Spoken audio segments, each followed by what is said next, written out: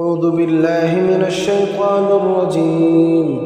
بسم الله الرحمن الرحيم. الحمد لله الذي أنزل على عبده الكتاب ولم يجعل له عوجا قيما لينذر بأسا شديدا من لدنه ويبشر المؤمنين الذين يعملون الصالحات أن لهم أجرا حسنا ماكثين فيه أبدا وينذر الذين قالوا اتخذ الله ولدا ما لهم به من علم ولا لآبائهم كبرت كلمة تخرج من أفواههم إن يقولون إلا كذبا فلعلك باخع نفسك على آثارهم إن لم يؤمنوا بهذا الحديث أسفا إنا جعلنا ما على الأرض زينة لها لنبلوهم أيهم أحسن عملا وإنا لجاعلون ما عليها صعيدا جرزا أم حسبت أن أصحاب الكهف والرقيم كانوا من آياتنا عجبا إذ أوى الفتية إلى الكهف فقالوا ربنا آتنا من لدنك رحمة وهيئ لنا من أمرنا رشدا فضربنا على آذانهم في الكهف سنين عددا ثم بعثناهم لنعلم أي الحزبين أحصى لما لبثوا أمدا نحن نقص عليك نبأهم بالحق إنهم فتية آمنوا بربهم وزدناهم هدى وربطنا على قلوبهم إذ قاموا فقالوا ربنا رب السماوات والأرض لن ندعو من دونه إلها لقد قلنا إذا شططا هؤلاء قوم اتخذوا من دونه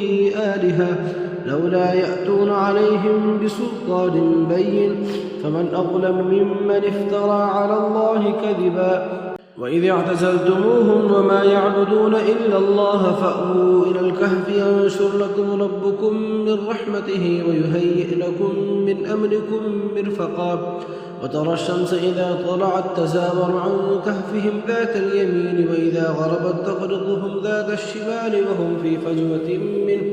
ذلك من آيات الله من يهد الله فهو المهتد ومن يضلل فلن تجد له وليا مرشدا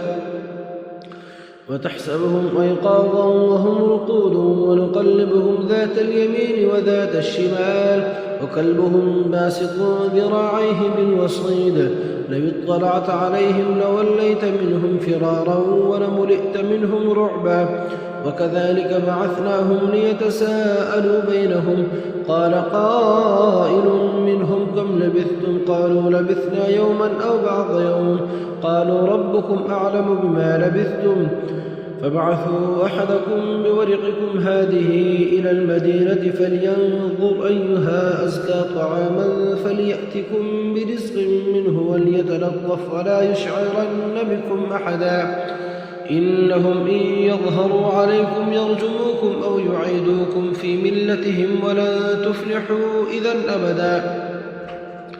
وكذلك أعثرنا عليهم ليعلموا أن وعد الله حق وأن الساعة لا ريب فيها إذ يتنازعون بينهم أمرهم فقالوا ابنوا عليهم بنيانا ربهم أعلم بهم قال الذين غلبوا على أمرهم لنتخذن عليهم مسجدا سيقولون ثلاثة رابعهم كلبهم ويقولون خمسة سادسهم كلبهم رجما بالغيب ويقولون سبعة وثامنهم كلبهم ربي أعلم بعدتهم ما يعلمهم إلا قليل فلا تمار فيهم إلا مراء ظاهرا ولا تستفت فيهم منهم أحدا ولا تقولن لشيء إني فاعل ذلك غدا إلا أن يشاء الله واذكر ربك إذا نسيت وقل عسى أن يهديني ربي لأقرب من هذا رشدا ولبثوا في كهفهم 300 سنين وازدادوا 9 قل الله أعلم بما لبثوا له غيب السماوات والأرض أبصر به وأسمع ما لهم من دونه من ولي ولا يشرك في حكمه أحدا واتل ما أوحي إليك من كتاب ربك لا مبدل لكلماته ولن تجد من دونه ملتحدا اصبر نفسك مع الذين يدعون ربهم بالغداة والعشي يريدون وجهه ولا تعد عيناك عنهم تريد زينة الحياة الدنيا ولا تطع من أغفلنا قلبه عن ذكرنا واتبع هواه وكان أمره فرطا فقل الحق من ربكم فمن شاء فليؤمن ومن شاء فليكفر إنا أعتدنا للظالمين نارا أحاط بهم سرادقها وإن يستغيثوا يغاثوا بماء كالمهل يشوي الوجوه بئس الشراب وساءت مرتفقا إن الذين آمنوا وعملوا الصالحات إنا لا نضيع أجر من أحسن عملا أولئك لهم جنات عدن تجري من تحتهم الأنهار يحلون فيها من أساور من ذهب ويلبسون ثيابا خضرا من سندس واستبرق متكئين فيها على الأرائك نعم الثواب وحسنت مرتفقا واضرب لهم مثل الرجلين جعلنا لأحدهما جنتين من أعناب وحففناهما بنخل وجعلنا بينهما زرعا كلتا الجنتين آتت أكلها ولم تظلم منه شيئا وفجرنا خلالهما نهرا وكان له ثمر فقال لصاحبه وهو يحاوره أنا أكثر منك مالا وأعز نفرا ودخل جنته وهو ظالم لنفسه قال ما أظن أن تبيد هذه أبدا وما أظن الساعة قائمة ولئن رددت إلى ربي لأجدن خيرا منها منقلبا قال له صاحبه وهو يحاوره أكفرت بالذي خلقك من تراب ثم من نطفة ثم سواك رجلا لكنه الله ربي ولا أشرك بربي أحدا ولولا إذ دخلت جنتك قلت ما شاء الله لا قوة إلا بالله إن ترني أنا أقل منك مالا وولدا فعسى ربي أن يؤتيني خيرا من جنتك ويرسل عليها حسبانا من السماء فتصبح صعيدا زلقا أو يصبح ماؤها غورا فلن تستطيع له طلبا أحيط بثمره فأصبح يقلب كفيه على ما أنفق فيها وهي خاوية على عروشها ويقول يا ليتني لم أشرك بربي أحدا ولم تكن له فئة ينصرونه من دون الله وما كان منتصرا هنالك الولاية لله الحق هو خير ثوابا وخير عقبا واضرب لهم مثل الحياة الدنيا كماء إن أنزلناه من السماء فاختلط به نبات الأرض فأصبح هشيما تذروه الرياح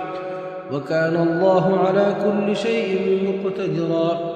المال والبنون زينة الحياة الدنيا والباقيات الصالحات خير عند ربك ثوابا وخير أملا ويوم نسير الجبال وترى الأرض بارزة وحشرناهم فلم نغادر منهم أحدا وعرضوا على ربك صفا لقد جئتمونا كما خلقناكم أول مرة بل زعمتم أن لن نجعل لكم موعدا ووضع الكتاب فترى المجرمين مشفقين مما فيه ويقولون يا ويلتنا ما لهذا الكتاب لا يغادر صغيرة ولا كبيرة إلا أحصاها ووجدوا ما عملوا حاضرا ولا يظلم ربك أحدا وإذ قلنا للملائكة اسجدوا لآدم فسجدوا إلا إبليس كان من الجن ففسق عن أمر ربه أفتتخذونه وذريته أولياء من دوني وهم لكم عدو بئس للظالمين بدلا ما أشهدتهم خلق السماوات والأرض ولا خلق أنفسهم وما كنت متخذ المضلين عضدا ويوم يقول نادوا شركائي الذين زعمتم فدعوهم فلم يستجيبوا لهم وجعلنا بينهم موبقا ورأى المجرمون النار فظنوا أنهم مواقعوها ولم يجدوا عنها مصرفا ولقد صرفنا في هذا القرآن للناس من كل مثل وكان الإنسان أكثر شيء جدلا وما منع الناس أن يؤمنوا إذ جاءهم الهدى ويستغفروا ربهم إلا أن تأتيهم سنة الأولين أو يأتيهم العذاب قبلا وما نرسل المرسلين إلا مبشرين ومنذرين ويجادل الذين كفروا بالباطل ليدحضوا به الحق واتخذوا آياتي وما أنذروا هزوا ومن أظلم ممن ذكر بآيات ربه فأعرض عنها ونسي ما قدمت يداه إنا جعلنا على قلوبهم أكنة أن يفقهوه وفي آذانهم وقرا وإن تدعهم إلى الهدى فلن يهتدوا إذا أبدا وربك الغفور ذو الرحمة لو يؤاخذهم بما كسبوا لعجل لهم العذاب بل لهم موعد لن يجدوا من دونه موئلا وتلك القرى أهلكناهم لما ظلموا وجعلنا لمهلكهم موعدا وإذ قال موسى لفتاه لا أبرح حتى أبلغ مجمع البحرين أو أمضي حقبا فلما بلغا مجمع بينهما نسيا حوتهما فاتخذ سبيله في البحر سربا فلما جاوزا قال لفتاه آتنا غداءنا لقد لقينا من سفرنا هذا نصبا قال أرأيت إذ أوينا إلى الصخرة فإني نسيت الحوت وما أنسانيه إلا الشيطان أن أذكره واتخذ سبيله في البحر عجبا قال ذلك ما كنا نبغي فارتدا على آثارهما قصصا فوجدا عبدا من عبادنا آتيناه رحمة من عندنا وعلمناه من لدنا علما قال له موسى هل أتبعك على أن تعلمني مما علمت رشدا قال إنك لا تستطيع معي صبرا وكيف تصبر على ما لم تحط به خبرا قال ستجدني إن شاء الله صابرا ولا أعصي لك أمرا قال فإن اتبعتني فلا تسألني عن شيء حتى أحدث لك منه ذكرا فانطلقا حتى إذا ركبا في السفينة خرقها قال أخرقتها لتغرق أهلها لقد جئت شيئا إمرا قال ألم أقل إنك لن تستطيع معي صبرا قال لا تؤاخذني بما نسيت ولا ترهقني من أمري عسرا فانطلقا حتى إذا لقيا غلاما فقتله قال أقتلت نفسا زكية بغير نفس لقد جئت شيئا نكرا قال ألم أقل لك إنك لا تستطيع معي صبرا قال إن سألتك عن شيء بعدها فلا تصاحبني قد بلغت من لدني عذرا فانطلقا حتى إذا أتيا أهل قرية استطعما أهلها فأبوا أن يضيفوهما فوجدا فيها جدارا يريد أن ينقض فأقامه قال لو شئت لاتخذت عليه أجرا قال هذا فراق بيني وبينك سأنبئك بتأويل ما لم تستطع عليه صبرا أما السفينة فكانت لمساكين يعملون في البحر فأردت أن أعيبها وكان وراءهم ملك يأخذ كل سفينة غصبا أما الغلام فكان أبواه مؤمنين فخشينا أن ينهقهما طغيانا وكفرا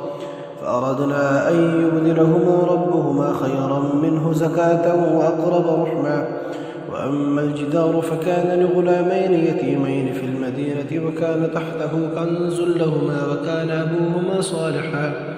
فأراد ربك أن يبلغا أشدهما ويستخرجا كنزهما رحمة من ربك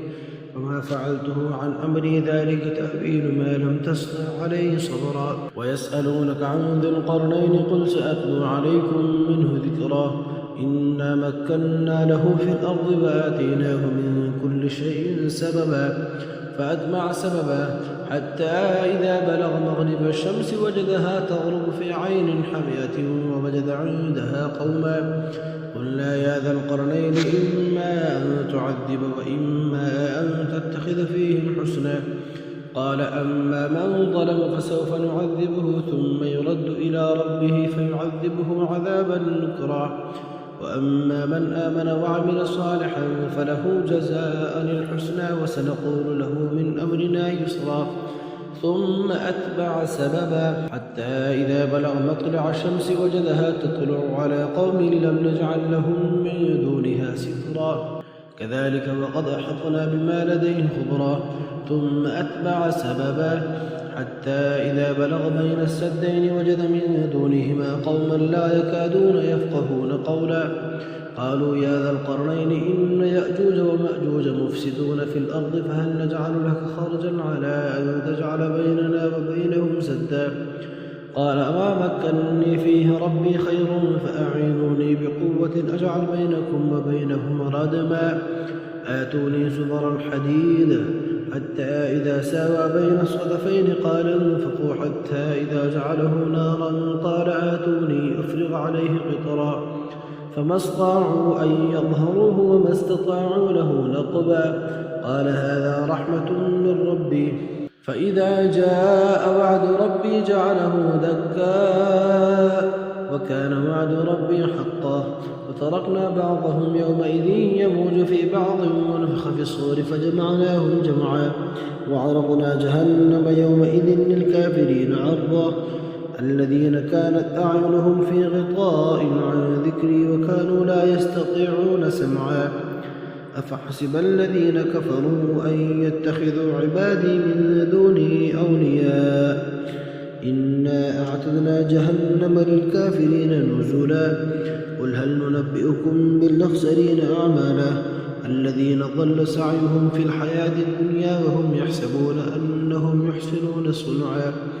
أولئك الذين كفروا بآيات ربهم ولقائه فحبطت أعمالهم فلا نقيم لهم يوم القيامة وزنا ذلك جزاؤهم جهنم بما كفروا واتخذوا آياتي ورسلي هزوا إن الذين آمنوا وعملوا الصالحات كانت لهم جنات الفردوس نزلا خالدين فيها لا يبغون عنها حولا